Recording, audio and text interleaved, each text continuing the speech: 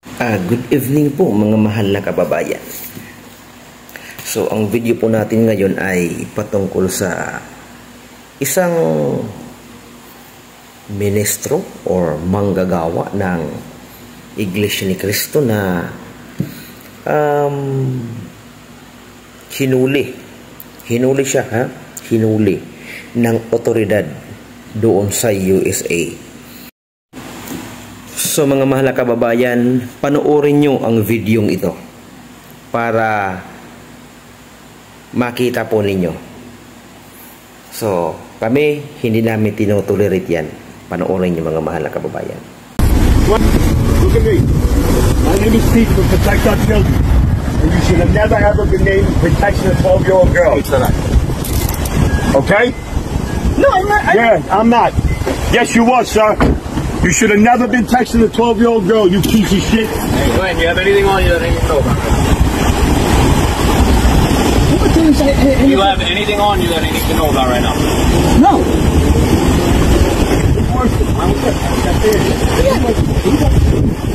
Hey, we're in church. I'm in church. Church of Christ. Christ, but I know is going to send an arrow straight to hell. No. Yeah.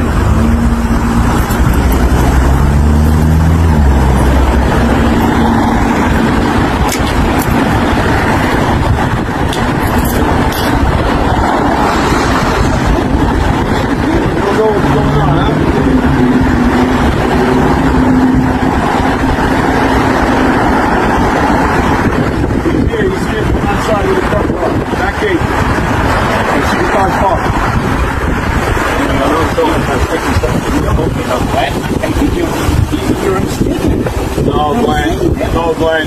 We're not mistaken, Glenn. We have you on video. We're not mistaken, Glenn. Remember this name. Look at this name. You see this name? Protect Our Children. See me? My name is Pete DiMichelli. I'm the president of this organization. Guess who you were talking to? Guess who you were talking to? Not her. You're an evil piece of shit, and you're a predator.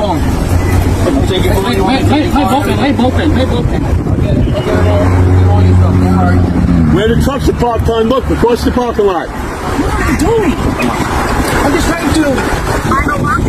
No, right where the double parks. Get him in the back of the truck right now. On! Right here. I got it. I got all your stuff. Don't worry. It's in the car. Hey, Glenn.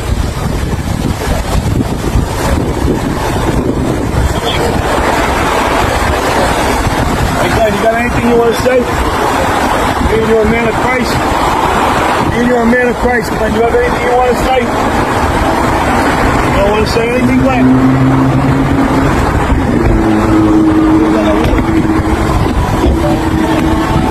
Glenn, guess what? You're going all over social media. Take a look. You're going all over social media, Glenn. You're an evil predator. You work for Christ. You're going straight to hell, Glenn. Remember this name. Protect Our Children. Tell all your pedophile friends about us.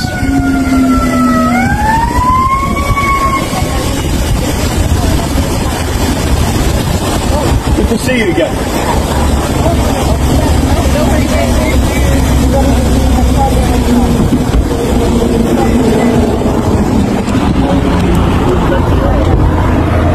Hey, Glenn, say goodnight with a cherry on top, you piece of shit. Dahil po sa salang pakikipag-chat, pakikipag-text sa isang 12-year-old na bata doon po sa New York. So makikita po ninyo mamaya sa video na hinuli talaga yung lalaking yon, yung manggagawa ng Iglesia ni Cristo. So ang ganitong mga gawain sa loob ng iglesia ay hindi po itinotolerate yan ng pamamahala. Asigurado tayo dyan, pag nahatulan yon dahil may paglabag sa batas, isa lang ang magiging pasya ng pamamahala dun. Ititiwalag yun sa banal na iglesia. Dahil kapag ganun nga ang ginagawa, ay hindi tinutolerate yan ng pamamahala.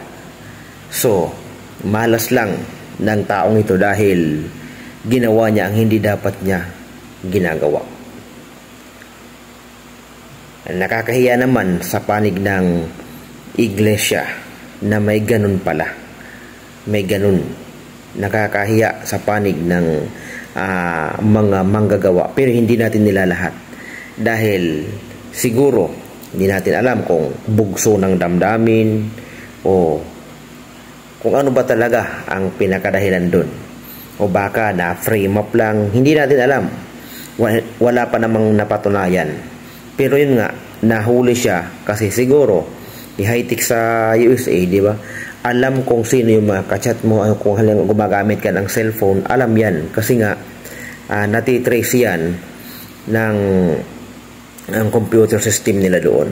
So, yun, yung pinakakaso doon ay texting on a 12-year-old girl ng isang manggagawa. So, yun nga, nakita nyo, hinuli. So, ang magiging hatol po dyan ng pamamahala, kapag napatunayan na ganun ang ginawa niya talaga, totoo yun, itinitiwalag yun. At talagang hindi yun itutolerate ng pamamahala. Ang mga ganung gawain, hindi yun itutolerate ng pamamahala. So, bagaman nakakahiya sa panig ng INC, kasi ano yun nadadamay kasi ang ginagawa nadadamay kasi ang kabuuan ng iglesia kapag ang isang miyembro ay nagkasala. Komo naman yan ang nangyayari. Kapag ang isang miyembro ng iglesia ni Kristo nagkasala, kasabihin agad ng mga tao, ng mga kababayan natin, di ba iglesia ka ni Kristo?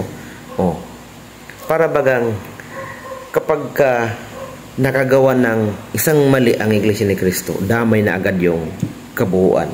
Kaya yung hatol agad ng kababayan natin, kulto nga talaga kayo dahil ginagawa nyo yan. Kaya medyo nakakahiya naman sa panig po ng iglesia ni Kristo na may mga ganun na mga miyembro na sa halip na ang gawin ay kabutihan, nadadamay pati yung ang kabuuan ng iglesia. Pero mga mahal na kababayan, ang mga ganun po ay hindi itinutolerate ng pamamahala. Kapag nakalabag ka sa batas, sorry ka, ititiwalag ka pa. Ito pa ang mas masama. Kapag halimbawa, may nangyari na kasi marami ng beses nangyari. Nakagawa ng kasalanan, nasa paglabag. At yung kapatid na yun namatay dahil doon sa paglabag. Halimbawa, nakipamiesta. Doon namatay mismo dahil nagkaroon ng kaguluhan. Nagkaroon ng trouble at nadamay kasi andun siya nang dapat wala siya doon sa lugar na yun. Hindi kasi dapat lugar ng iglesia ni Kristo doon yung pakikipagpamiesta o pakikipagsayaw o kung ano. Nadamay siya doon, namatay siya doon. Alam niyo mga mahal na kababayan, nangyari na po yan. Patay na ang kapatid, itiniwalag pa. So ganun po, walang itinutolerate ang pamamahala sa lahat ng gumagawa ng masama, lalo na kapag labag na sa batas ng Diyos. So, yun nga, ang negative impact kasi nung video dito, damay ang iglesia ni Kristo. Yun lang medyo, kahit nga ako nasaktan ako Bakit mo kasi ginawa yun? Di ba? Hindi mo dapat ginawa yun, kung totoo man yun. Bakit? Kasi nakakahiya, di ba? Nakakahiya, medyo hindi talaga katulo-tolerate yun. Di po ba? Isipin mo, mag-chat ka, makikipag-text ka sa 12-year-old na samantalang binabawal talaga yun. Kaya nga, talaga dapat maging aware din tayo sa mga ginagawa po natin. So, yun nga. So, kung ano man ang magiging comment na negative comment patungkol po sa video po natin ito, ay wala tayong magagawa. Bakit? Kaya ginawa niya di, dapat lang, kung nagkasala siya, dapat lang managot siya sa batas. At sigurado tayo dun, pag nagkaroon ng investigation at napatunayan, isang hato lang yon, mga mahal na kababayan, ititiwalag yun sa iglesia. Ito naman nakakalangkot. Damay ang iglesia ni Kristo. Lahat na naman. Di ba? Damay na naman ang kabuuan. Kaya, nakakasakit din sa damdamin na kahit walang ginagawa ang iglesia, dahil sa ginagawa ng miyembro, nababahiran ng masama yung kabanalan ng iglesia ni Kristo. Sana naman maging aral din ito sa mga lahat ng mga kapatid na hindi pa nagbabagong buhay. Dapat nga kasi ang itinuturo kasi ng pamamala sa atin, lahat pagbabagong buhay. Kasi para tayong naihalin tulad sa naihalin tulad tayo sa ilaw ng sanlibutan. Naihalin tulad tayo sa asin ng sanlibutan. 'Di ba ang asin, pag wala nang lasa yan, wala nang alat, walang kwenta na yan. Pag ilaw ka, aandap-andap ka o hindi, walang sindi, hindi ka nagliliwanag, walang kabuluhan yan. O di kaya naihalin tulad tayo sa isang puti na damit na kapag may isang mantsa lang dyan na isa, automatic makikita at makikita yan. Ganun po na ihalin tulad ang Iglesia ni Kristo. So, wala tayong magagawa. Ay, ganun eh. May kasalanan siya, dapat lang panagutan. Tama naman yun. At ito pa, sa ibang reliyon naman kasi, grabe kasi ang nag-comment din doon. Grabe ang nag-comment. Ganyan, pinapatunayan nyo, kulto talaga kayo. Hindi po ganun. Hindi po sana ganun. Ano po? Huwag niyong idadamay ang kabuuan sa kasalanan ng isang tao. Bakit? Yung halimbawa sa inyong relihiyon, may pagtitiwalag ba? O di po ba? Halimbawa nagkasala kayo, may pagtitiwalag ba? O, di ba wala? Halimbawa, ito sa Katoliko. Sa Katoliko lang ang dami-daming lumalabag sa batas, ang dami-daming nagbibisyo, ang dami-daming gumagawa ng krimen. Pero bakit ganun? Nakakulong na nga. Pero kailanman ba itiniwalag? Wala po kasing pagtitiwalag po sa inyo. Kaya sana kung magko-comment naman kayo sa video ito, ay siguraduhin po ninyo na hindi rin kayo nakagawa ng kasalanan. Kasi mahirap kasi na bato ka ng bato tapos ikaw mismo nakakagawa ka rin pala ng kasalanan. Actually, wala namang malinis sa atin eh. Lahat tayo nakagawa ng kasalanan. Ika nga sa banal na kasulatan, di ba? May nakalagay doon eh.